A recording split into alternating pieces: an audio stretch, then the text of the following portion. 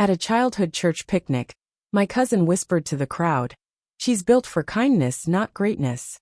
They laughed as I served them cake. A lifetime later, as I funded hospitals that saved generations of their children, they told stories about a woman who changed their lives, never realizing they once laughed at the girl who baked their desserts in the summer heat. I grew up in Willow Creek, Illinois. Population about 4,000, if you counted the strays and newborns.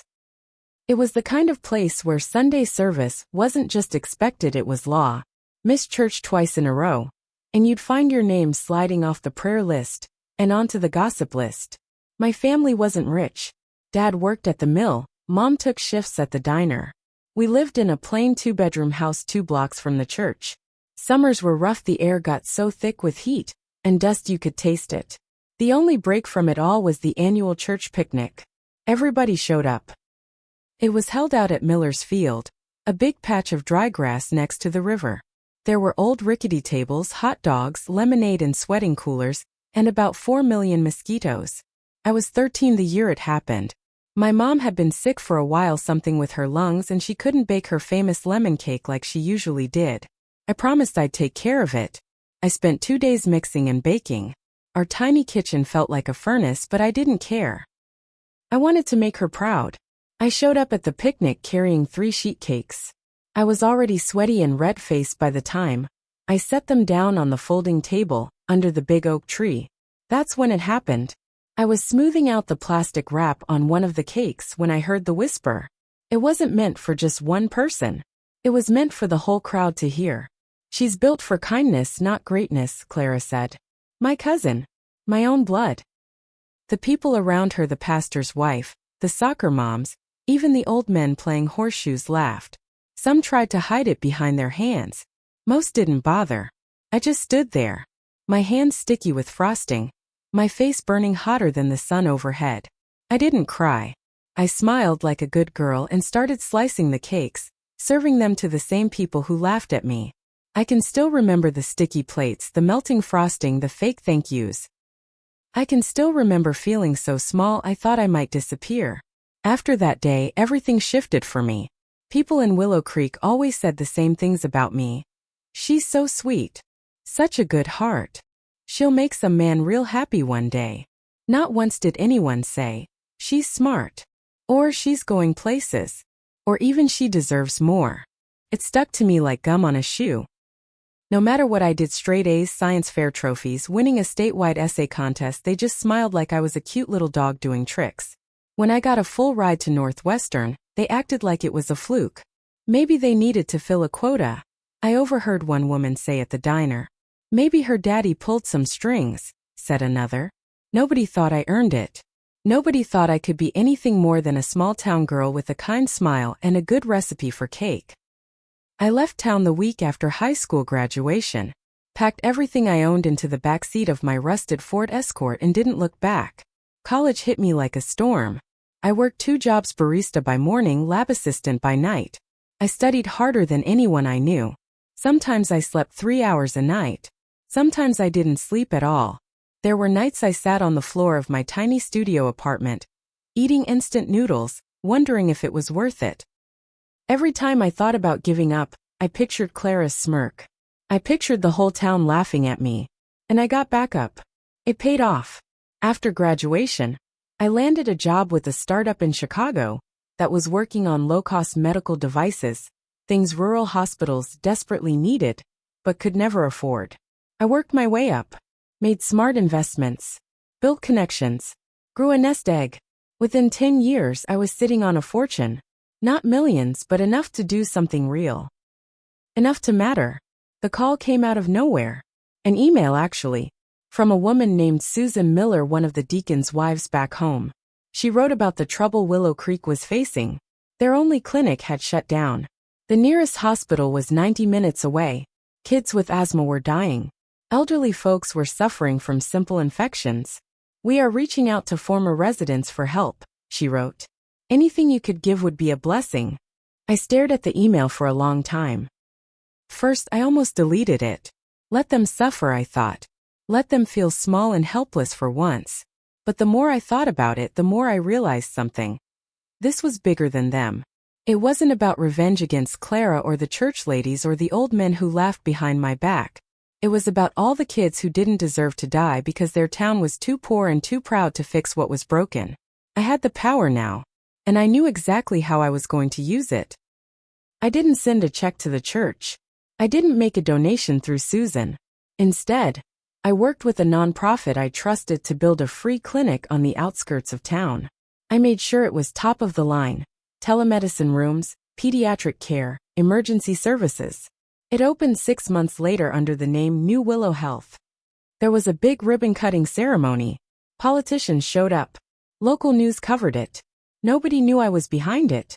They just called me an anonymous angel donor. The town ate it up. It was almost funny.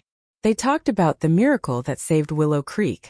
They threw banquets and wrote newspaper articles and put up signs thanking our heroes. And Clara? She was there at every event, sitting front row, wiping away tears, talking about how the clinic had saved her youngest boy after a bad asthma attack. "It's people like this that keep hope alive," she said into a microphone once, voice shaking. She never even glanced in my direction. I walked past her at the grand opening ceremony, my face hidden behind sunglasses and a wide-brimmed hat. She didn't recognize me. None of them did. First, it felt like enough. Building the clinic, saving lives. It should have closed that old wound in my chest. But it didn't. Every time I visited Willow Creek quietly, secretly I saw them. The same faces that once laughed at me. Now old, tired, worn down. Talking about their kids getting scholarships, about grandbabies being born healthy because they had good doctors close by. They smiled when they talked about the kindness of strangers. It made my skin crawl. They were so eager to praise kindness now. As long as it came with money. As long as it didn't come from a girl carrying sheet cakes across a dusty field. And then the twist came. 6 months after the clinic opened, I heard they were planning to build a memorial. A whole statue dedicated to the angel donors who had saved Willow Creek. They hired a local artist, picked out a spot right next to the church. And guess who they chose to be the face of it? Clara. They decided she represented the spirit of the town best. They were going to mold her face in stone, put a plaque underneath it talking about hope and generations saved.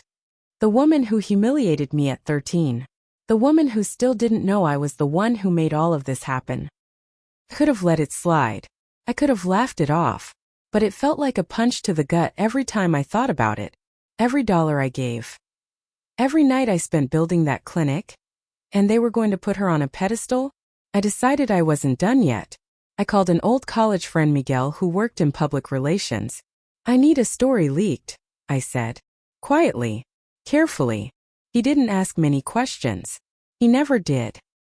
Within 2 weeks, an article popped up in the Willow Creek Gazette. "The True Angel of Willow Creek. How One Woman's Vision Brought a Town Back to Life."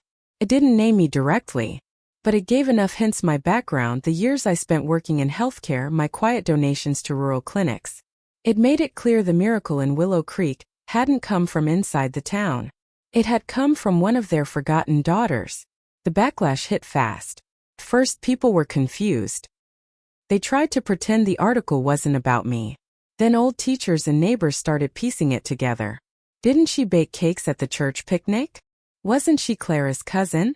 I thought she moved away after high school. They couldn't ignore it anymore. The statue plans fell apart. Funding disappeared. The town council started arguing in public. Clara tried to save face.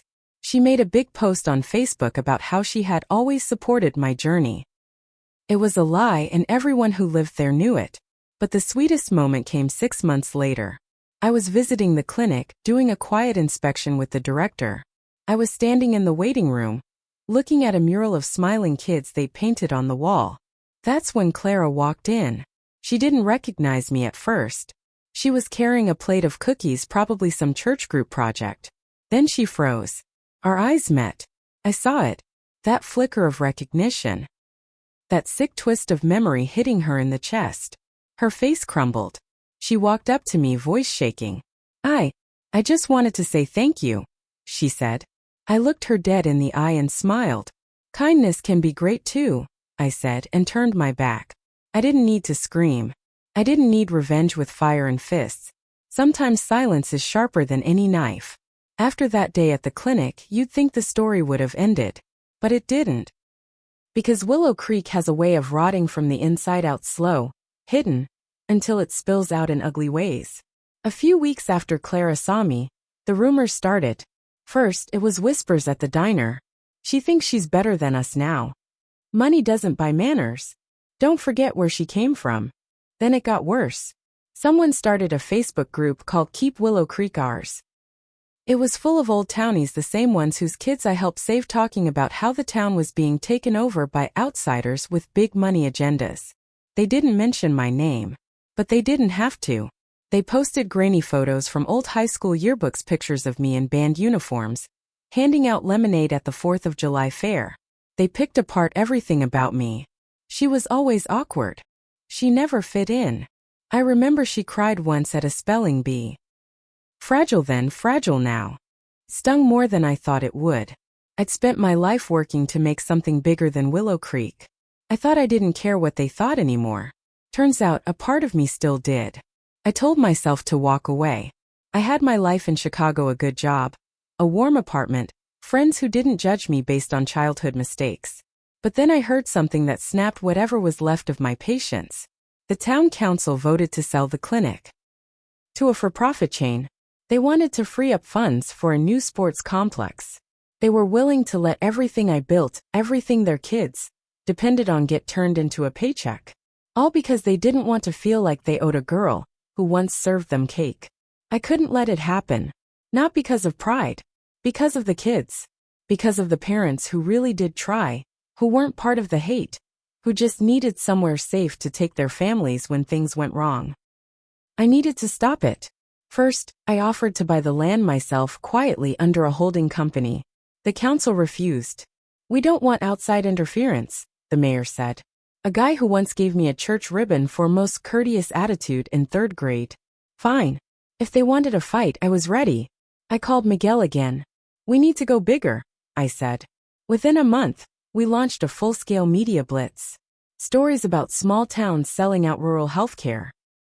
Stories about kids dying because greedy town councils put sports stadiums over clinics.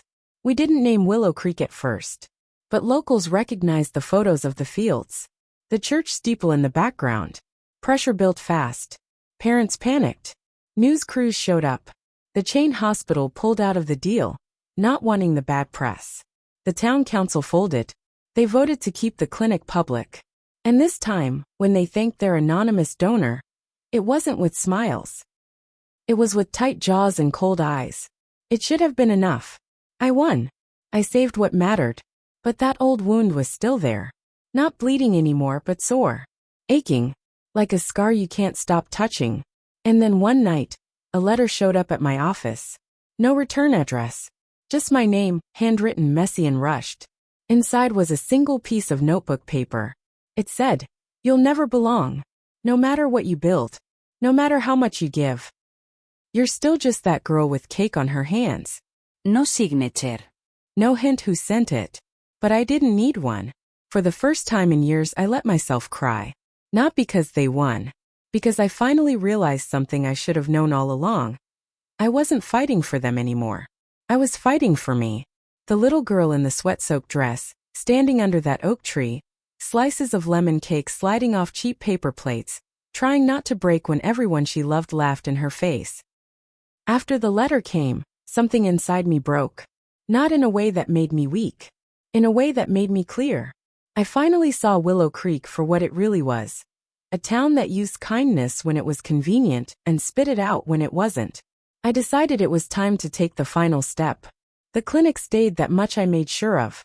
It had its own board now, real doctors, real administrators who would protect it no matter what the town wanted. But I wasn't done. I was tired of hiding. If they wanted to remember me as the girl with cake on her hands, then fine. But they would also remember everything they lost by laughing at me. It started small. I pulled every quiet donation I ever made to the town outside the clinic. School grants, park renovations, library funding, all gone overnight. Money dried up. Projects stalled. The new library roof leaked all winter. Parents started asking questions at school board meetings. Where's the money? Why are we cutting after-school programs? Nobody wanted to say it out loud, because to say it meant admitting they chased away the only person who gave a damn. Then I bought the old Miller's Field, the same place where the church picnic happened all those years ago. I bought it under my own name this time. No hidden company, no shell games. I put up a giant metal sign where the old oak tree used to stand. Property of the girl you laughed at. No trespassing. I didn't build anything on the field. I didn't tear it down either. I let it sit there. Empty. Silent. Dry and cracked under the sun. Just like the hearts of the people who thought they could stomp all over someone. Because she was built for kindness. The church tried to hold their next picnic there anyway. The sheriff had to escort them off the property. They looked lost, standing there with folding chairs and plastic coolers, staring at the "No trespassing" sign, like it was a wall they couldn't climb. Because it was. A wall made of every forgotten moment they laughed at a little girl sweating in the sun, carrying lemon cake. Years passed. Some people left town. New families moved in, families who didn't know the history, didn't know my name. The clinic thrived. Kids lived. Grandparents got to watch grandkids grow. I visited sometimes. Quietly. Watching from a distance. I never went back to the church. Never set foot on Main Street again. Willow Creek kept telling its stories about the angel donor who saved them. They just never realized it was the girl they thought would never be anything more than kind. As for Clara, last I heard she packed up and moved to some nowhere town in Missouri. Her boys grew up healthy thanks to the clinic. I heard one of them even got a scholarship to Northwestern. Funny how life works. I didn't get everything I wanted. I didn't get an apology. I didn't get a parade. I didn't get their respect. But I got something better. I got my peace. I got my revenge. I became more than kind. I became great. And they'll never, not in 1,000 years, forget the girl they tried to laugh away.